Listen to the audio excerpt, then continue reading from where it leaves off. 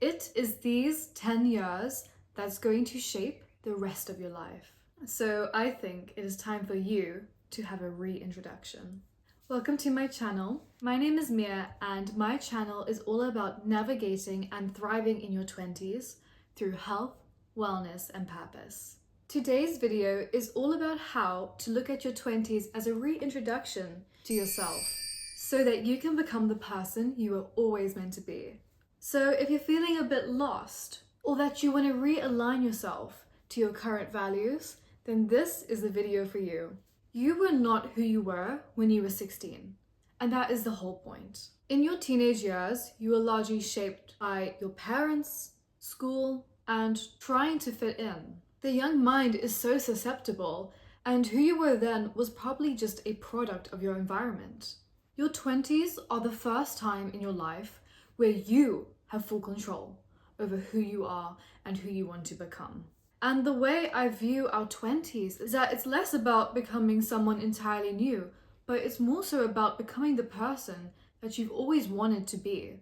It's about uncovering that person deep inside yourself that you have suppressed and that you have hidden away from the world. It's time to bring that person out. As we get older and we feel our lives passing by, we begin to place less importance on what others think about us.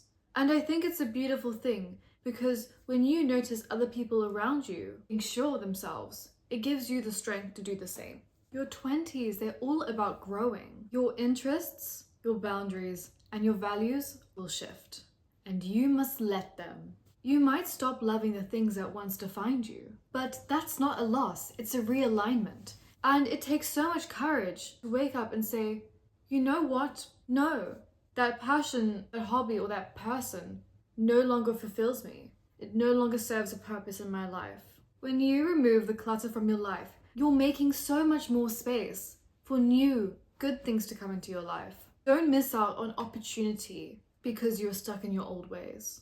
A reintroduction to yourself means meeting these new values, these new boundaries, and these new needs and priorities without guilt. Your 20s are all about change.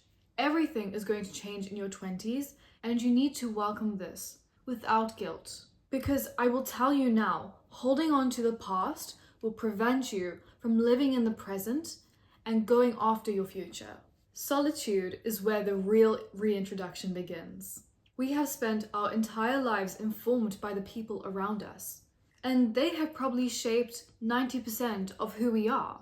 A reintroduction to yourself requires you to break away and spend some time alone, and in this solitude, figure out who you really are without all the noise. The more time you spend alone, the more you hear your real voice and your real opinions. And you can begin to shape your identity through honesty and no longer people-pleasing. You have to learn to love spending time alone because that time alone is so healing. And that leads me to the next point. Healing reveals the real you. A lot of us are carrying around trauma that we don't even realize. It could be a lot of pain from your childhood, the emotional scars of being bullied at school, or maybe a wound from your first heartbreak. When you work through these childhood wounds, relationship patterns, and self-worth issues, you meet a version of you that isn't operating from fear. Because that version of you that is not operating from fear is living in the present and is thinking about the future. And that means you're so much more empowered to achieve all your goals. This version of you is very similar to the one that you were before life got in the way and before all of the trauma. So reintroducing yourself often means healing your way back to who you were before the world told you who you should be. You're allowed to change. And you're allowed to change often, loudly, quietly, and without asking. Your 20s are trial and error. You might outgrow jobs, interests, friendships, passions, aesthetics, and mindsets day by day.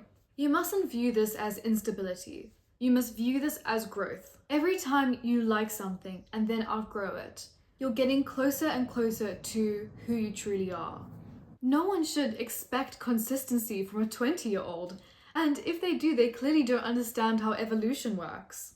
You have your entire life to have it all figured out. But your 20s are not that time. Your 20s are for being confused.